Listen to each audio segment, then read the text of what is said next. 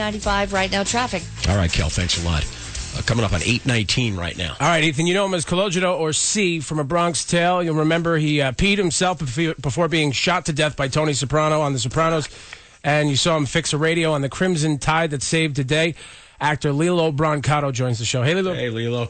Hey, guys. Good morning. Thank you for having me. I appreciate it. Absolutely. Now, I just want to start out with your film career for a second before we get into everything else and why you're on the show.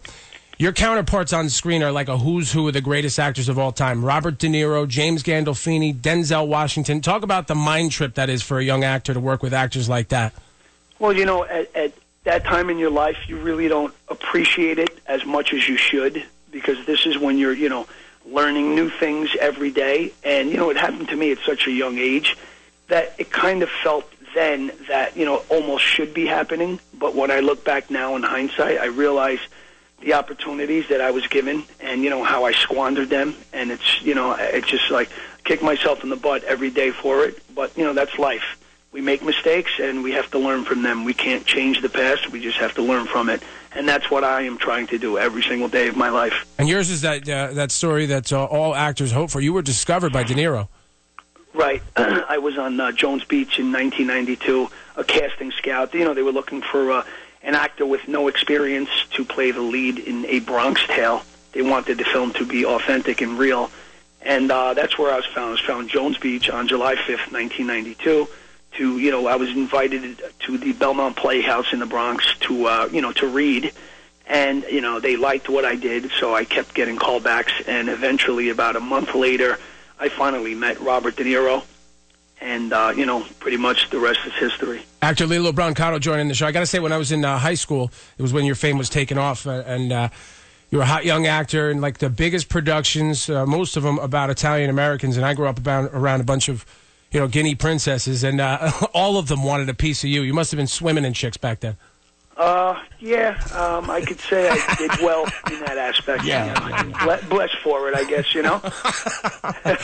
Oh, I hate you. Now, let's get serious for a second. You were involved in a very serious incident, an attempted burglary that resulted in the death of an NYPD officer, and this was, what, 2005? Yes, December 10th, 2005. You spent 8 years in prison for your role in that crime. Tell us what led to the troubles that got you to that night. Well, you know, drug addiction, you know. I mean, it's like any addiction or any illness. It progresses and gets worse unless treated.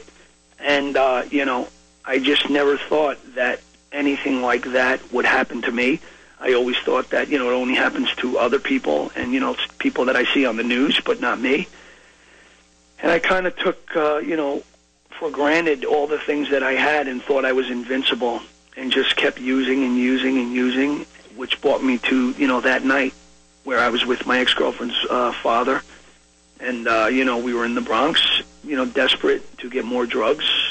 You know, to be honest, you know, I was convicted of an attempted burglary, but it really wasn't that.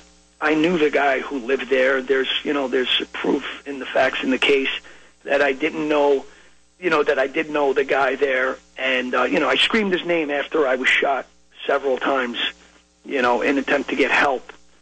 And that kind of says it all. I mean, if you felt that you had license or privilege, it wasn't a burglary. And this is who I screamed for when I thought I was going to die. So that kind of says that, you know, I thought I had license or privilege, but, you know, I was convicted of the crime, you know. And, yeah, I mean, listen, and with that being said, I take full responsibility for how my actions and my drug addiction, you know, contributed to the death of the heroic New York City police officer, Daniel Enchaltegui, and, you know, may he rest in peace. Lillo Brancato joining the show.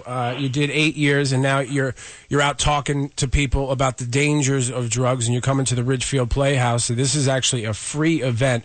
Tell us about, you've been going around the country talking to people, what you talk about. Well, I wouldn't say around the country because of my parole stipulation, so I'm kind of restricted to where I can travel. But I do as much of it as possible, mostly in the tri-state area. You know, if I could go around the country, I would, believe me, and one day I will be able to, and I will do so, because I just feel it's my obligation to society to use, you know, my experience to help others, especially young kids, you know, in deterring them not to go down the same path and make the mistakes I did. And also, when I do that, it also makes me stronger. It just provides me with that extra layer of strength. Just knowing that there's more people now that count on me, and I've given them advice. So how would I look now if I went and and relapsed or did something like that? So it just makes me stronger. So it's a good thing for everyone involved. Everyone gets help.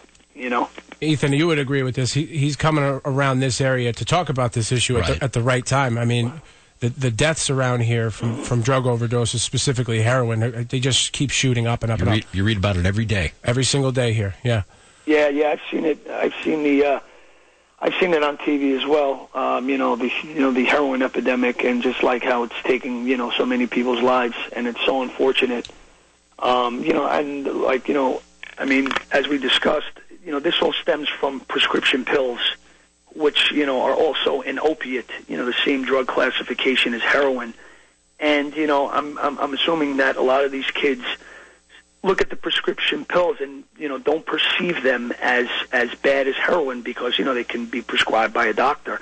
So why it can't be that bad. The doctor gave me a prescription for these, or my dad. They stole them out of their dad's medicine. Well, my dad got these from the doctor for his back, so they can't be that bad. But believe me and trust me, they are that bad, and they will lead to really horrible things, and it will destroy you, and it will destroy your family and everyone else around that loves you, that has to see you go through it. And if you're lucky, you're going to end up in prison like I did, or you may be unlucky and end up in a coffin, because that is the reality. That is the reality of living a life like that. And I never ever thought those things would happen to me, but it's all too real.